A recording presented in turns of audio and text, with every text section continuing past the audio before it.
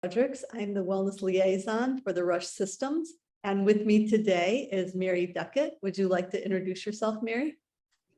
Sure. Hi, everyone. My name is Mary Duckett. I'm the Senior Wellness Administrator at Rush Wellness on Rumsey.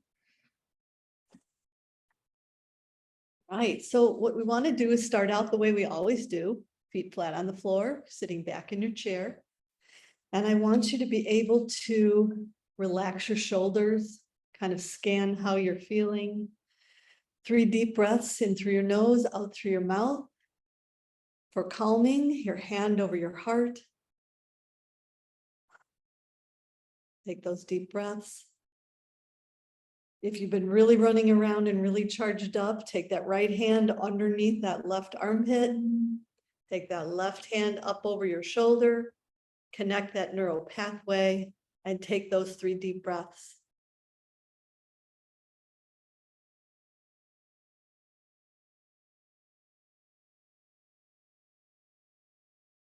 If you can add in the green gray of outside, that's even better. Green gray is a very calming picture color for your brain, and so that's helpful.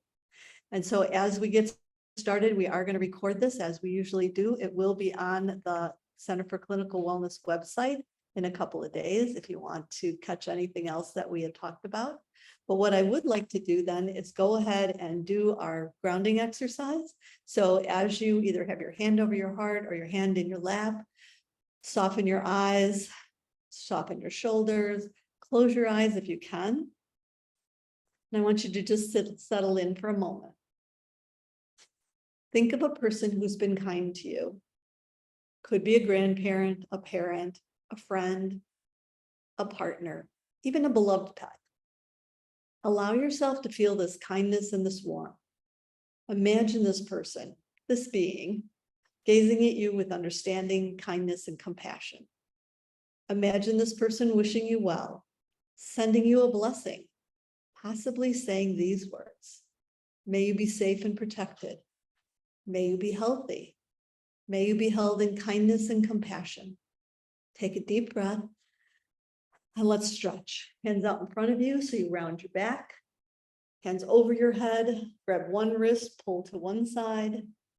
Grab the other wrist, pulling to the other side.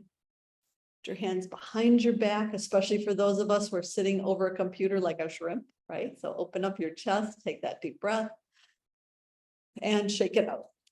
All right, well, let's get ready. Let's talk about being supercharged, right? So we're thinking about coming into a new term, right?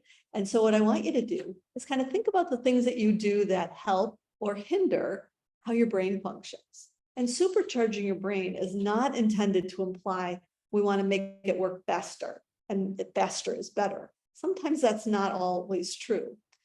There are things that we do every day that does affect our brain processing information, like think fast and slow. Sometimes you need to be more intentional. The goal is to make your brain work more efficiently.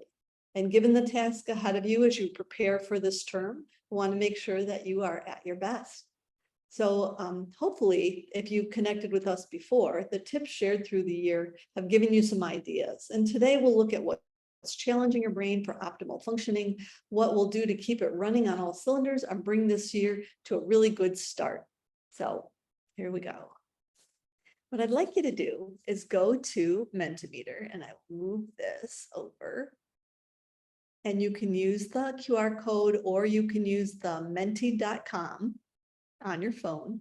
And if you're calling in, go into menti.com and the code is 2890-6637. I'll repeat that, 2890-6637. I will stop sharing for just a moment to switch over to Mentimeter, but you'll be able to get the code again once we get there.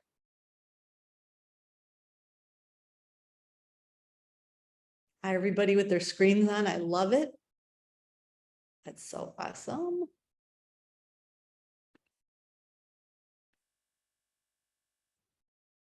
All right, here we go.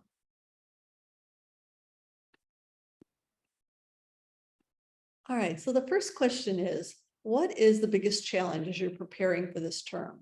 And I knew time was going to have to be on that, right? That's always something. Ways to limit your stress, absolutely. And there's so many articles. You could, Google, type in stress and you get millions of articles, but actually knowing how to manage your stress, because you know it's going to be there. And that's something you can't control, but how you react to it, that's absolutely something you can work on. Time management is really important, especially if you think of, okay, they're telling me I've got to eat. They tell me I've got to sleep. They tell me I've got to go to class. They tell me I've got to do all these things. I don't have time for all of that. And so we want to be able to figure out how to manage that better. Relationships and loneliness, that is so big, because that really does change how you think about things and where you're preoccupied. So those are very good things that you have. Those are definitely challenges that happen for you. And then we have one more. What do you need to feel supported? So if somebody said, when I was going into this last exam, or I was going into working on this last presentation, what was it that they did that helped you feel supported?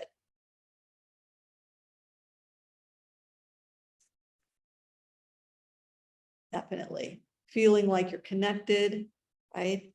Compassion, a study buddy. Oh, that is so important. Whether it's a study buddy, a workout buddy, an eating buddy, whatever it is, definitely an accountability buddy. That is really important, that you've got somebody that's got your back and checking in on you to see how you're doing. And not just that global, how are you, but how are you doing right now? Or how are you doing on this particular thing? Yes, a good boss, somebody who listens, right? Respects you, values you, tells you that you're valued, and tells you specifically how you're valued. So you know what the good things are that you're doing, so you can keep doing them. You need some flexibility in your schedule, yes, and definitely that understanding. The bigger the font, the more people are actually putting those same words in. So compassion, respect, and understanding. I think that all kind of falls into that kind, always be kind piece of information that you hear people talk about. Always be kind. Thank you. Encouragement, absolutely. Just giving one compliment a day to anybody in the world, out in the world, releases endorphins in you. And when they receive the compliment, they get that hit of endorphins. And then when they respond back to you to say thank you, or that was so sweet, or whatever, you get it a second time. So doing a compliment, recognizing somebody, tell someone that you value them. That is very important for all of our mental health. So thank you, everybody who put things in there. And just being able to be there with us today. All right, I'm going to stop sharing and go back to the PowerPoint. And hi again to everybody who's got faces. I love it.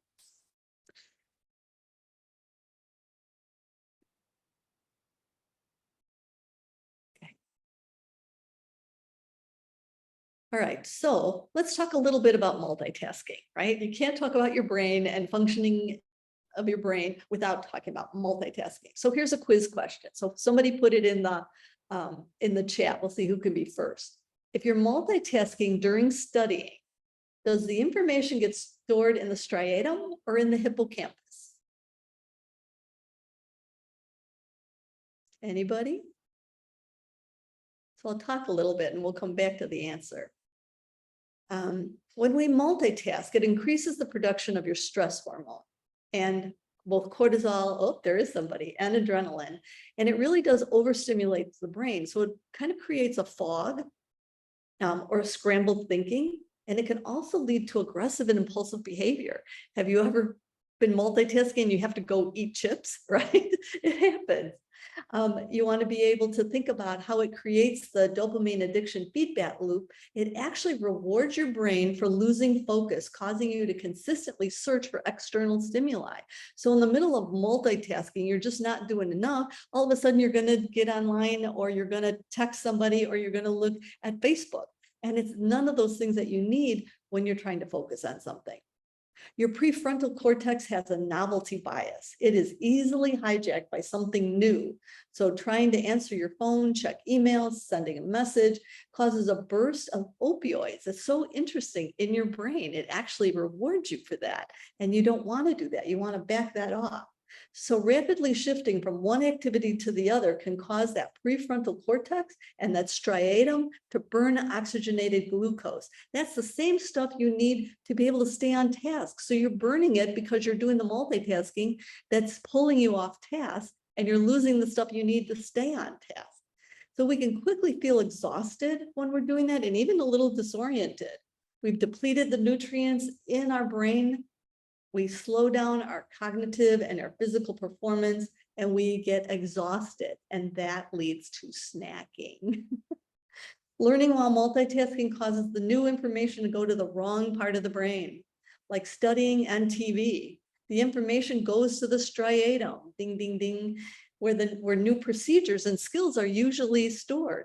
Instead, if you didn't have that distraction, it would actually go to the hippocampus, and that's where information is organized, categorized, and it makes it easier to retrieve. So your learning goes to the wrong place when you are multitasking. So let's see who got it.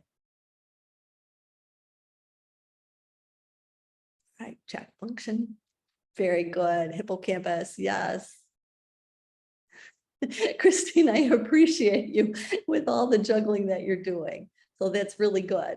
All right, so there is a fact that your brain loves ordered tasks. And I don't know if you're one of those that likes to write lists, right? You have Post-its all over, or you have that list, but your brain actually likes that. So when you're dealing with the Time Lord and you can't seem to get the important things done, you think, I'm always distracted. Why do I lose focus? If you do your work past the point of productivity, because you're just working and trying to do all these kind of things, what you want to do is you want to like take a step back and create that list. And some of the ways you can do that is start out with intentional worry time. Yes, I'm telling you to worry. So what I want you to do is think about, maybe before dinner or after dinner, write down some of the things that you're worried about, right? It could be big things, it could be little things, it could be, if I don't do laundry tonight, I won't have underwear tomorrow, it could be whatever, but write out all your worry things. And what you'll see is your worry will start to begin to look like your to-do list, because what you're going to do is identify the things that are really yours to worry about. And then you look at what you need to do and maybe put a end date at some of those, like this has to happen tonight, this can be done tomorrow, this has got to be done by next Monday. And so that is going to allow your brain to know that you've got it, that it doesn't have to continue that hamster wheel to fix, because you've got it. And it's actually the writing down of all that that really does give the structure and the calming to your brain. One of the tricks that you can try is time boxing. And instead of multitasking, you actually set your timer. And when you first start it, maybe you just set it for 20 minutes and let the timer go off and only do one thing in that 20 minutes. And at the end of the 20 minutes, you look at what you've done, you kind of celebrate, yeah, that really went well. That time went very fast. I'm going to do another 20 minutes. But before you do, take those 3 deep breaths or stand up, kind of move a little bit and go back to it. The optimal is actually, taking 50 minutes, 50, and set the timer for that and just focus on the work, focus on the project you're working on, the paper you're working on, the reading that you're doing, and do not be distracted by anything else. When the time goes off, check your text, check your email, do all the other things. Not sure why I'm getting these messages. All right. And that way you're able to,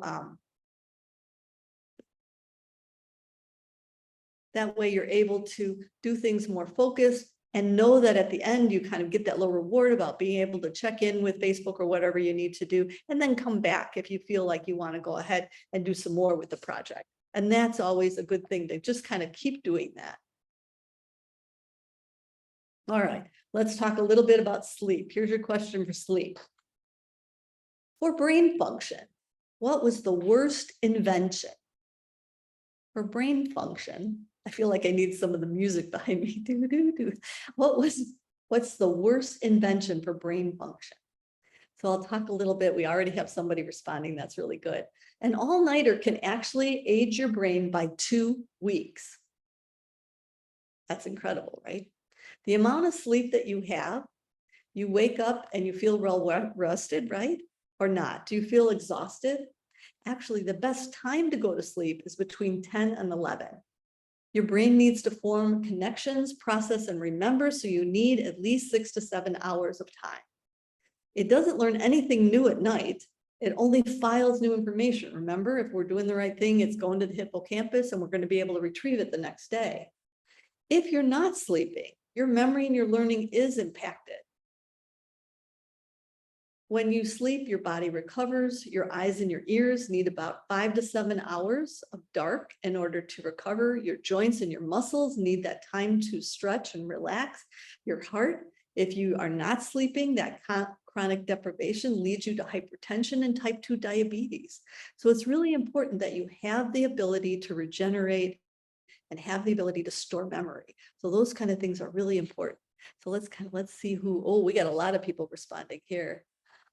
Oh, who knew light bulbs? I know, you're right. It was light bulbs.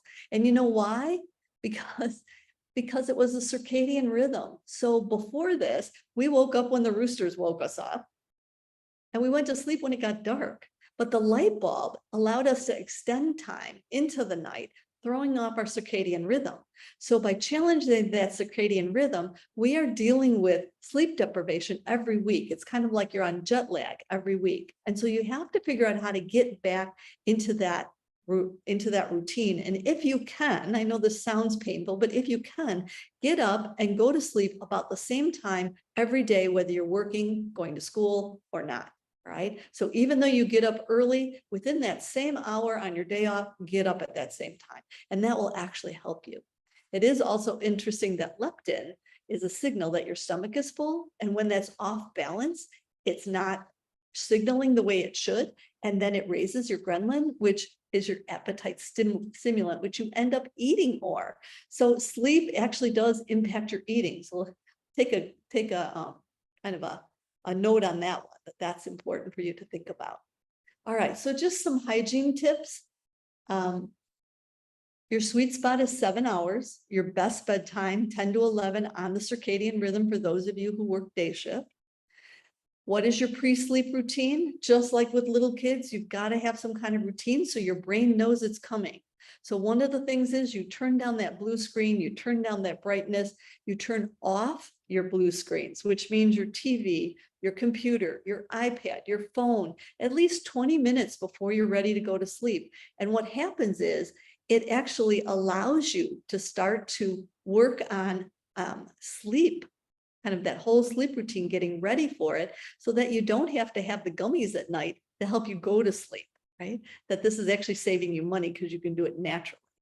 You want to think about the air in your room, apartment, building. You want to think about your pillow. When was the last time you changed your pillowcase, washed your pillow, or got a new pillow?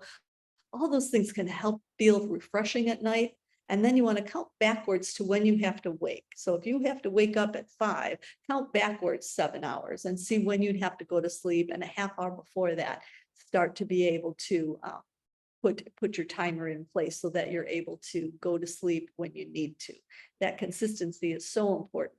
And the melatonin production, again, is suppressed when you have blue screens. So turn off those blue screens, allow that melatonin to come into play, which naturally happened as things got dark before we invented the light bulb.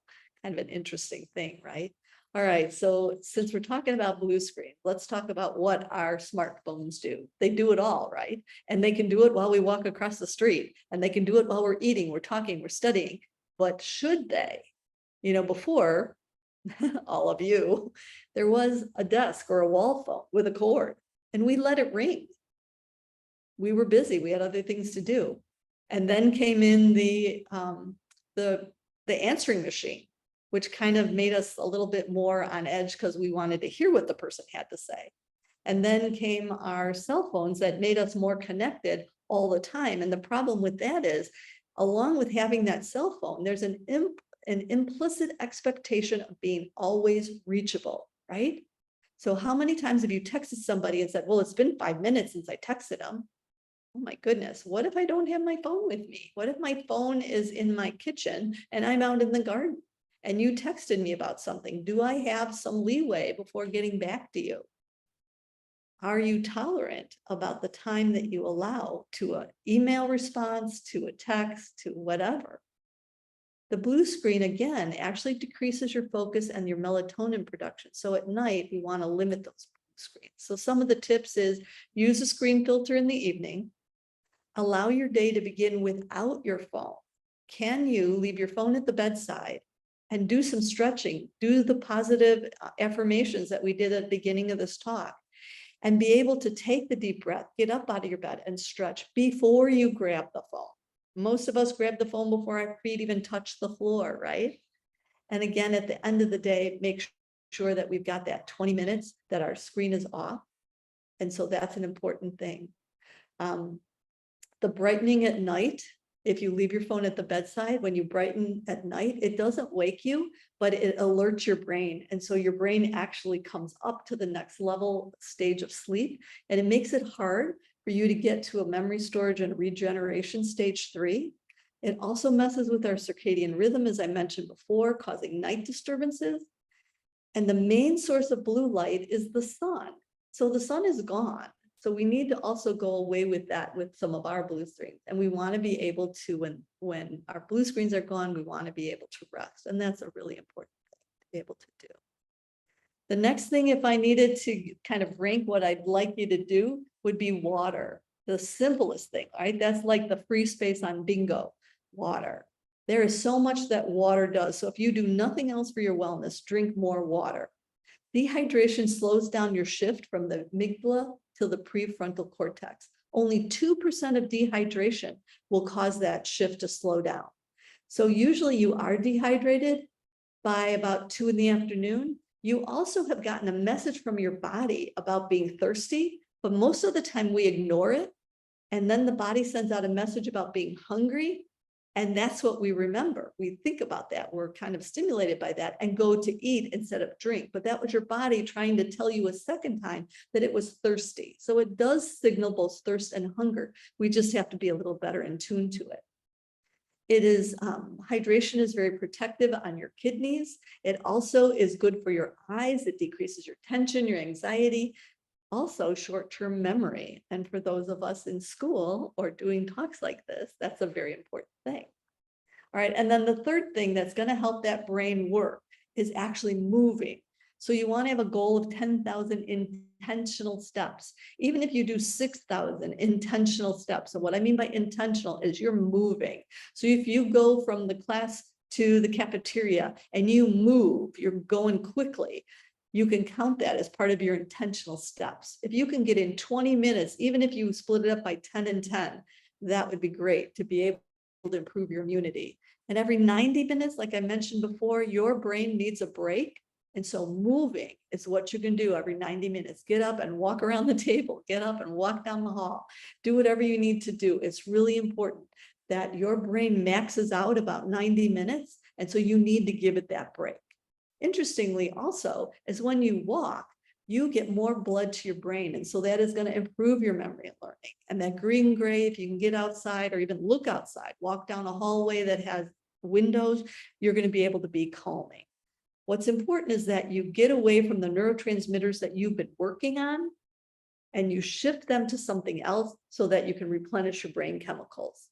If you're going into a patient room and you do hand hygiene as you're doing that, you want to be able to take those 3 deep breaths at the same time. That will also shift your neurotransmitters. If you can add in the green gray of outside, you got it all. That's really wonderful. You're able to really kind of take that on. All right, I'm going to send this over to Mary to continue on. Hi, everyone. So like I said, my name's Mary Duckett, and I started working at Rush in March. Before that, I worked for 8 years at Loyola University Chicago as their alcohol and other drug specialist for college students. So that's more of my background. And so I'm just going to talk a little bit about substance use in the brain. So as we know, alcohol use, cannabis use are pretty normalized in our society. And as adults, those are things if you're 21 and over that you can use for in social situations or on your own. But as we know, I think it's just really important to think about like how we're using these substances if we are choosing to use them. It can be a slippery slope and really affect your brain if you start to use them as like a coping mechanism. Like if you are feeling really stressed out and you're thinking like, oh, I'll have a glass of wine before bed, that's something we can do. And but if it's something you do pretty often, your brain can start to kind of associate it as a reward system, like or say like, oh, I need a glass of wine because I'm feeling stressed out, or I need to, smoke a joint because I'm feeling this way. And so it's about like I'll talk a little bit about finding like healthier coping mechanisms. And this is relevant also to if you're taking classes, just thinking about other ways to manage your stress, because substances can impact, us physically, emotionally, in the short term and the long term. Okay, so could you go to the next slide, please, Judy? Thank you.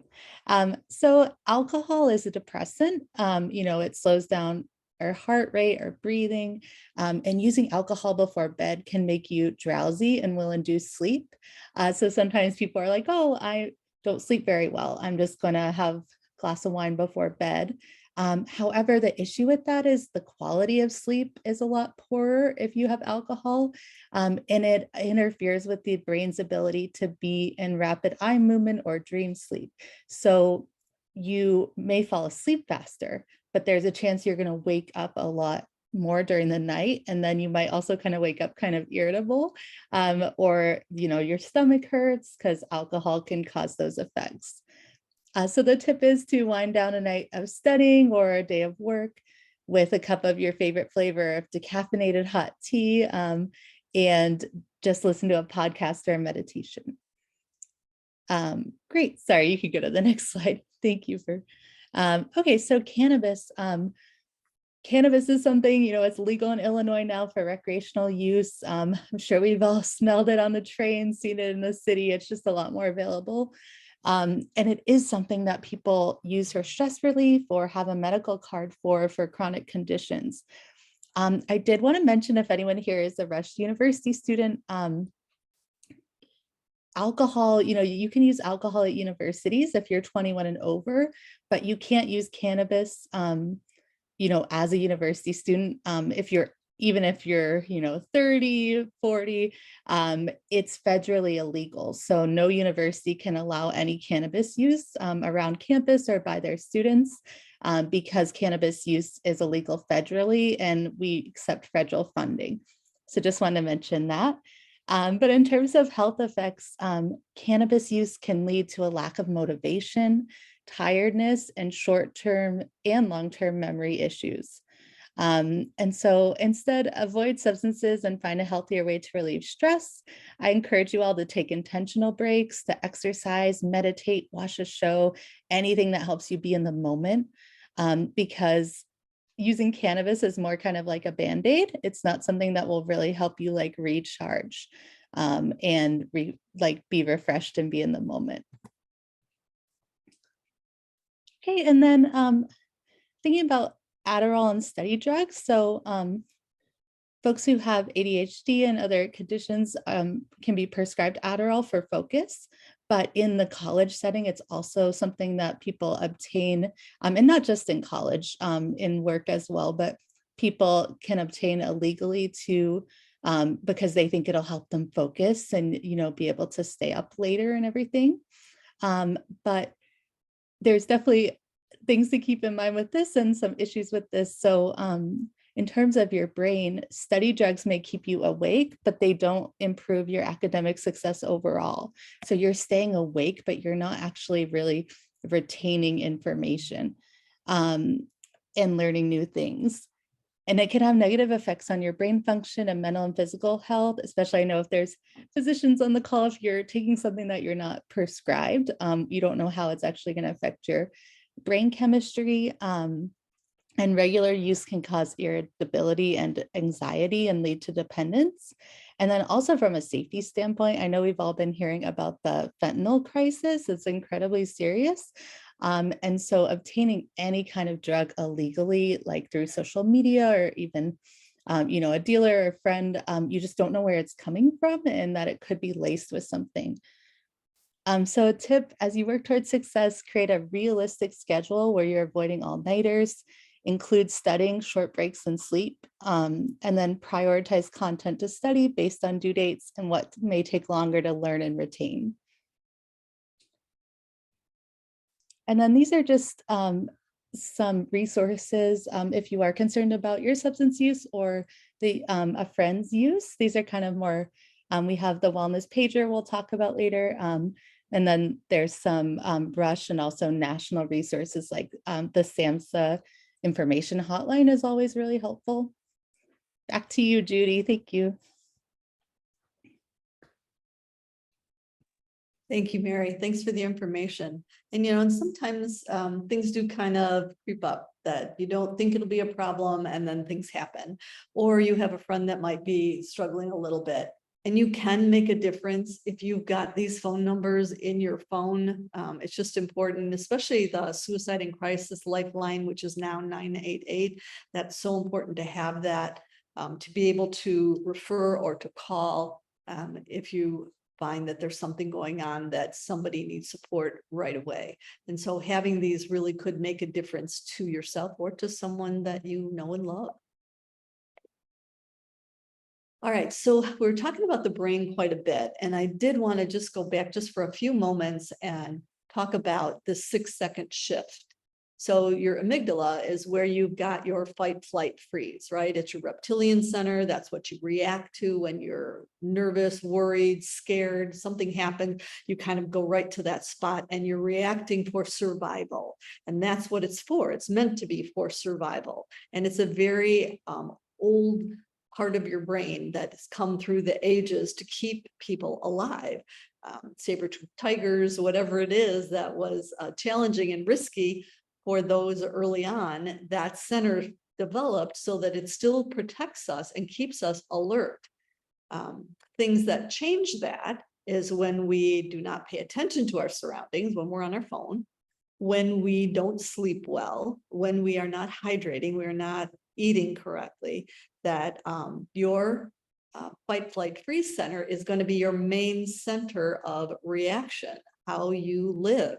And we've seen that during the pandemic as well, that people are very much on edge, very much in that Snickers commercial, right? Very irritable, just kind of jumpy. And we see that because that's where you are, because that cortisol level is so high and you are so anxious. And in order to bring that down, one of the easiest things is what we did earlier. The hand over the heart is just a very automatic trigger to your brain to start to calm. The 3 deep breaths will shift your neural pathway, allow you to calm. So as that cortisol comes down, you shift from that amygdala to your prefrontal cortex.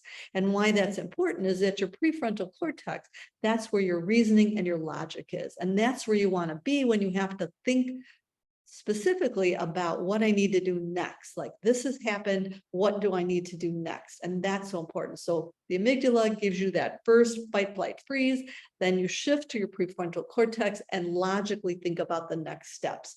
And so without that shift, you will continue to feel overwhelmed and exhausted. You can withdraw, you can have high anxiety, and those levels can stay high until you're able to kind of calm that. And a lot of times chronic uncertainty is exhausting to our mental health, but you have to recognize that everyone is struggling in some way, especially as we come out of all of this. They say the pandemic's over, but people are still getting COVID. People are still dying. 150 people a day in the United States do die from COVID. So it's not totally over. So still, please be careful. And there's just so much unrest out in the world that we do need to be very aware. So there is a reason for us to be a little bit more aware or more on edge about what's going on in the world. But at the same time, if we're taking care of ourselves and we can shift to that reasoning and that logic, that certainly will help us in all of this, right? All right, so let's take a thought here. Is your mind full or are you mindful? And when you talk about mindfulness, You want to increase your awareness when you're multitasking. So you want to look for opportunities to focus on one thing at a time. And I know everybody says, you know, in healthcare, you always have to multitask, but maybe there's opportunities where you don't need to do that. Maybe in studying, maybe in cooking your meal, that you don't need to do the multitasking. You do want to try to limit your distractions for your brain to work better. So if you can turn off notifications on your phone or put it away completely for certain amounts of times, even 5 minutes, to allow your brain to practice being able to go without that distraction and not get that reward, that opioid reward that your brain sends you, would be a good thing. If you can batch your tasks, look for ways that you can complete similar tasks together. So if they're similar, it's going to be better for your brain. Learn to concentrate, and that is something that you do have to practice. Meditation is known for the ability to be able to teach you that thing. So even though you think, oh, I don't know how to meditate, or I can't sit still long enough to meditate, all meditating is sitting still with nothing else on the table. You're sitting back in the chair like we started out today, closing your eyes and just paying attention to your breathing and what's going on in your body. How are you feeling? Where are the tight spots? Any discomfort? And if you're distracted, like the L that goes by ever so often, you recognize the distraction and you just say, it's just a distraction, and go right back to the breathing and to focusing on what's going on with you. And that's all meditation is. And that does teach you how to concentrate better. That will work better if you're taking any kind of intense exams.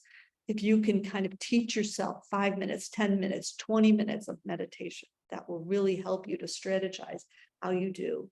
And then at some point, accept your limits. I mean, there's only so much you can do, right? In a day, in a shift, in a 24-hour job, whatever it is. So you do want to think about what your limits are and be able to do the brain breaks. Have time where you actually do nothing. If you're sitting in a waiting room, do you jump right to your phone? If you go to a social event, do you sit down and go right to your phone? Think about what you could do about just sitting and observing what's going on. Allow your brain to have that instead of going right to your phone, because your phone is actually making you less strong in the areas of mindfulness and resilience. So try to do without that for a little bit if you can. Right. We did talk about brain breaks a couple times, and so that it doesn't hurt to go back to that. But here's a question for you. How long could most brains focus on a heavy or complex task before becoming distracted? So how long could you study pathophys or whatever it is that you're studying before you become distracted? And that's for most people. Right? So I'll kind of go on about brain breaks. It really does reduce the stress, anxiety, and frustration. Wow, you guys are good. It switches the type of mental activities. It shifts the brain's communication to networks that have fresh supplies of neurotransmitters. And that's what you need to do, because you're working on one set and you're really focused, but you have to give your brain a break and shift to a new set of neurotransmitters. This intermission that you're giving your brain allows your brain's chemicals to replenish without within that resting network. So it really is an important thing you do. It does help you to refocus, to self-regulate. It increases your energy, and it's important that you do it for at least 3 to 5 minutes. That's such an important thing.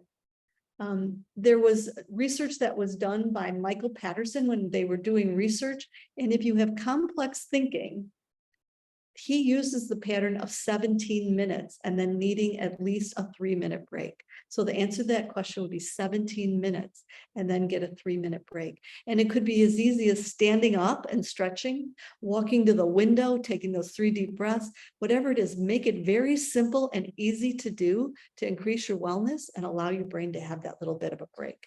Those 3 deep breaths, those slow deep breaths, really do change your neural pathway, and that's a wonderful thing. All right, seconds for somebody, 10 minutes for Kaylee. Very good. You were close. So 17 minutes. So if you think about yourself starting to be distracted, think about how much time has it been that you've been on this task, and just give yourself a chance to get some water, to stretch out a little bit, and take a little bit of a brain break. Now, we do want to think about other things that you can do. And what's important is you think about what the arts do for your brain. And so there's things that stimulate your brain, which is going to make it more functional. And so you want to think about ways that you can do things, like maybe you dabble in painting. And so the cool part of that is it does give your feelings a physical shape, and it does improve your memory and concentration. What about music? Some of you played music in junior high school, college. What about pulling that thing out? Go in your room, close the door, and go ahead and put that on. What about creating, a song list that really does help you? And what the belief is that instrumental music is what's going to help you perform on cognitive tasks. And so you want something that's going to calm your nervous system and improve memory. So instrumental, and if it can be the classics, even if it's hooked on classics, that will really help. But it needs to be in the background. Okay. Dancing. How many of you watched a particular TV program where they danced it out when something awful was happening and they danced it out? And that definitely was something that really does stimulate your body to release endorphins, and you feel good. Everybody should have a fight song. Everybody should have a song that you hum, and it could be anything. It could be Eye of the Tiger. It could be Rocky's theme song. It could be the theme song from Frozen, Let It Go. It could be Shake It Off. It could be anything that you're able to hum and walk down the hall as you're getting that little 60-second or 3-minute break that you need, and just hum that. And by humming it, it actually does release endorphins and helps you shift your neural pathway and come back feeling strong. So that's an important thing. All right, for those of you who can, I want you to stand up. I know that we don't usually do this, but we're going to do this today, so you can see me a little bit. And we're just going to do a couple of steps in yoga. So what I want you to start out with is mountain pose. And mountain pose is with your feet apart, so you have a solid base, your hands at your side with your palms forward. Take those 3 deep breaths and really feel strength. Feel your solid base. You're breathing, thinking about your intentions. What could you do in the next hour to make you better than when that hour began? So kind of think of those thoughts for just a moment. Soften your shoulders. Bring your arms forward, gently forward, kind of stretch. Okay. Now bring your right foot forward, leaving your right hand forward and letting your left arm go back. Turn your palms up, and you're now in a simulated warrior pose. What I'd like you to do in warrior pose is to say these words. The calmest person in the room is the strongest person in the room. Think about that. The calmest person in the room is the strongest person. Bring your hands together, stretch your back again, feet together. Let your right foot go back and your right arm go back. And we're going to do the same thing, but this time we're going to change it. And if you can say it out loud, go ahead. I am the calmest person in the room. I am the strongest person in this room. And really believe it. Say it like you mean it. I am the calmest person in this room. I am the strongest person in this room. Take a deep breath. Bring those hands together. Stretch up. Bring them together over your heart. Hold for a moment. If there's somebody near you, be able to bow and give them the greeting of peace. Namaste. And what that means is be well. I bow to the strength in you. Right. Go ahead and sit down and we'll continue. Success does need muscle memory. You've got to practice this stuff, just like anything else that you do. Practicing is so important. So you want to create muscle memory even for the success. You want to think about some of these strategies and consider the fact that you do have overactive cortisol. Your stress levels are high. Identify what reactions are actually happening in your body. That's important. Are your shoulders up? Is your gut tight? What else is going on? Are you getting a headache, a ache in your neck or your shoulders? Think about what this is doing to you. And water can actually help release the muscles. So that's a good thing for you. Sleep can help stretch you. brain breaks, definitely stretching is so important. Nutrition, if you were to open your refrigerator right now, would you see food or ingredients? You get what I'm asking you? Could you take something out and eat it right now, or would you have to make it? And if you have to make it, what happens? Do you usually go to the snack cabinet then and pull out the chips because they were easier?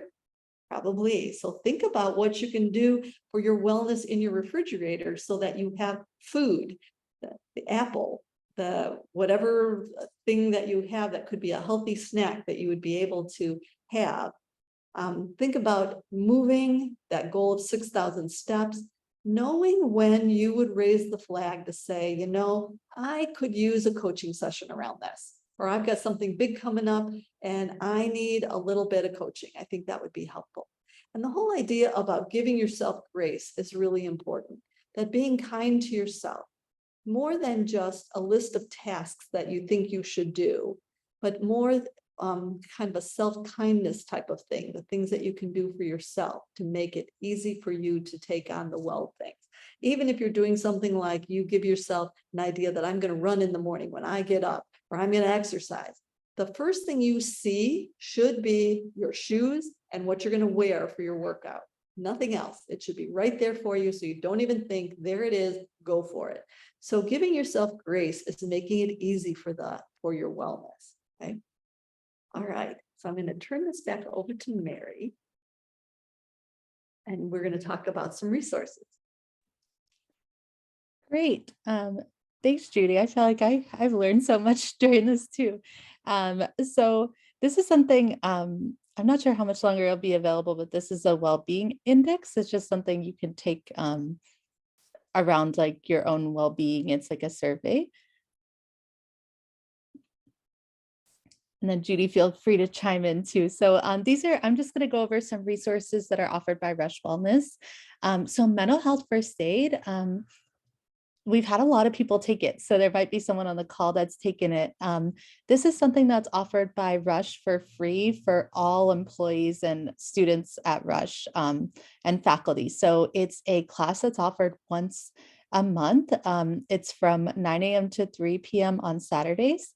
And it's a class where you are taught by trained facilitators and you learn how to identify that someone may be in a mental health crisis or going through something and how to respond to that.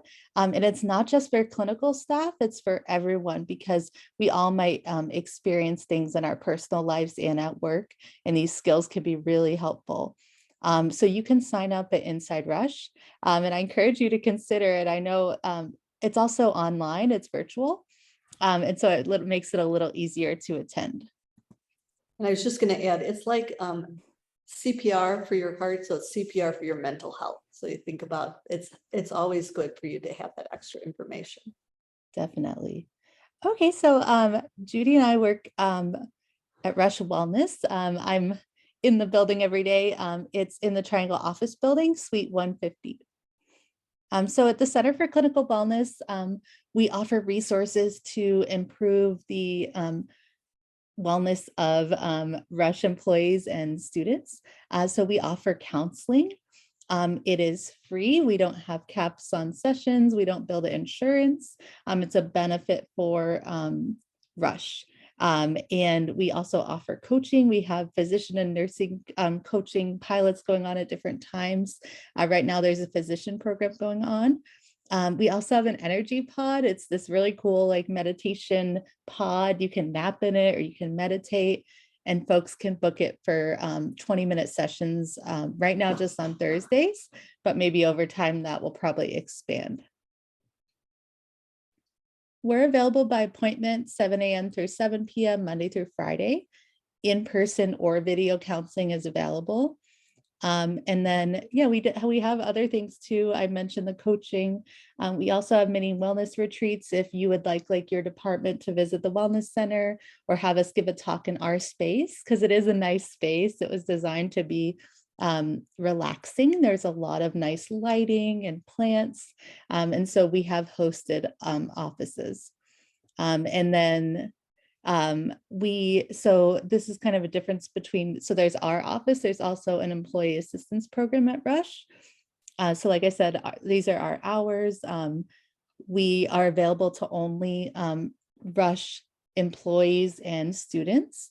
But the employee and student assistance program, that is, we Rush contracts with ComPsych. That's available 24/7.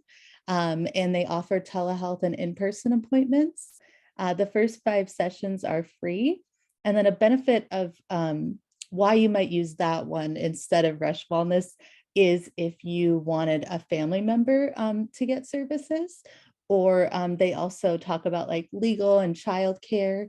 And so those are just kind of how our services are different. But there might be some situations where our wellness center is very appropriate and other situations where the EAP makes more sense. So the wellness consult pager, this is a service that we have at Rush Wellness.